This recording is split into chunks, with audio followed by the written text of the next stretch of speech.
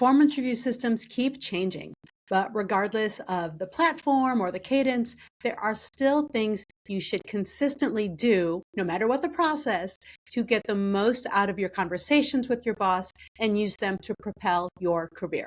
So in this video, I'm going to give you 5 keys to successful performance review conversations so you can be prepared and use these meetings to affirm your progress, clarify what resources you might need, and make sure management knows about your career goals and ambitions. Now, quick note here, if you've already had a bad review, they're talking performance improvement plan, or you fear that might be coming, I have an entire episode dedicated to bad reviews. Okay, so first things first, you want to make sure that you are clear on goals and the review process from the get-go.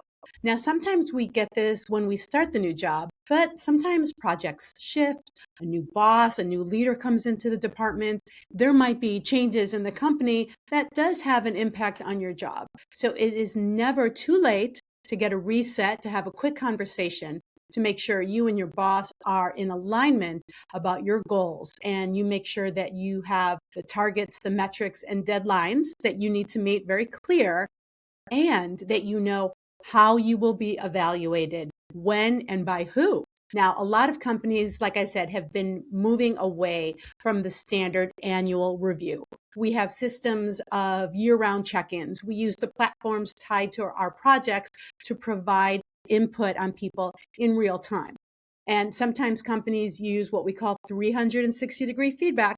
That means you're getting feedback from, of course, leadership, your peers, and even people who are more junior to you. Now, a quick tip here, it is important to treat all of your coworkers like they might be your boss someday. Someone might leapfrog above you, they might head up a project in the future, and they might be responsible for your feedback. So it's never a bad thing to treat all of your coworkers with the same respect and collegiality that you give your boss. Okay, so back to the process. Now, whatever the process is, you want to make sure that you and your boss are in alignment on what really matters. You don't want to be wasting your time on things that are not a priority, okay?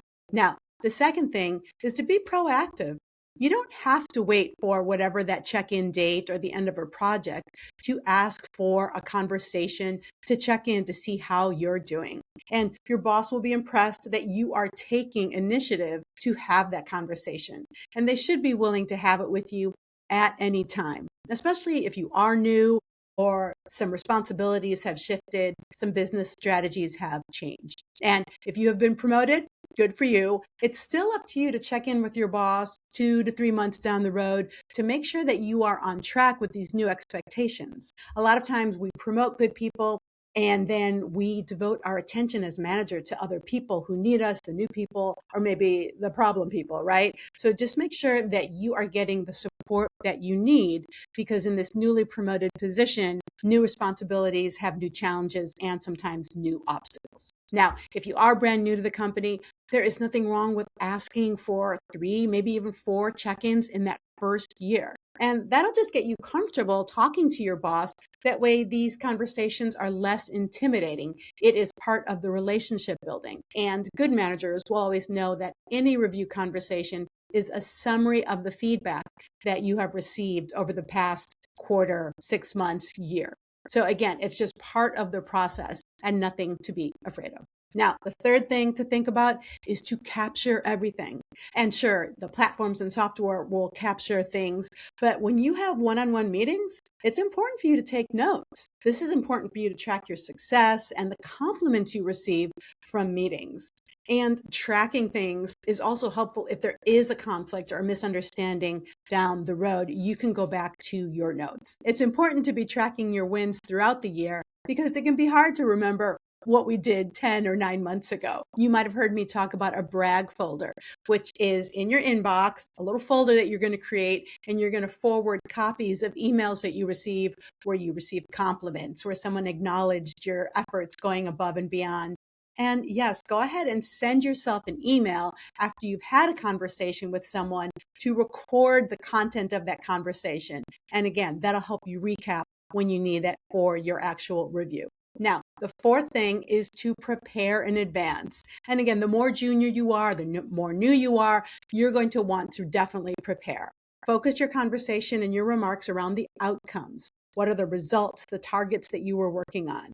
But in addition to those quantifiable metrics, you do want to talk about some intangibles, right? Like how well you collaborated with the team. Maybe you were building relationships across the company. You went for additional training, anything that's a little above and beyond.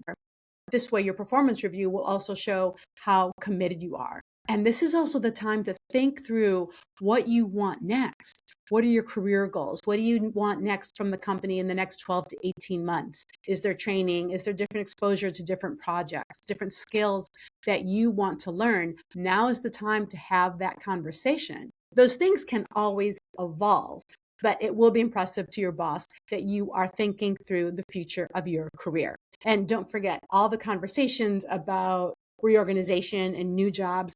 A lot of that stuff happens behind closed doors for months. So you want the bosses to know what your career goals are, even when you're not having these conversations. So if you need to practice the conversation, say it out loud, role play with a friend if you are nervous. Now, the final thing, have the conversation. Show up with a really positive attitude and ask lots of questions.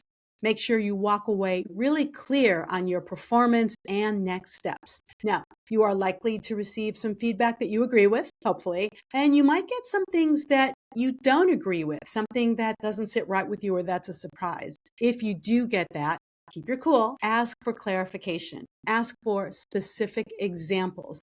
If they say, well, we need you to do your reports better. Okay, what does that mean? Are they not as detailed?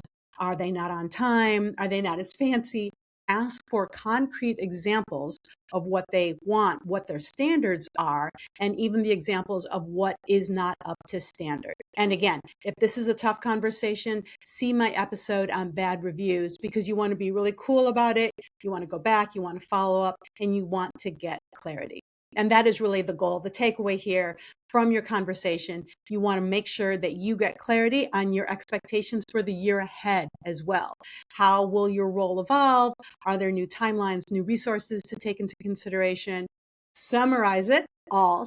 You are all on the same page, and maybe you use your platforms, but I always like to send, in addition to wherever we're saving it on Teams or on Slack, I like to send a friendly email thanking my boss for their time and summarizing what we talked about. So I'll say, hey, Marisa, it was so great meeting with you.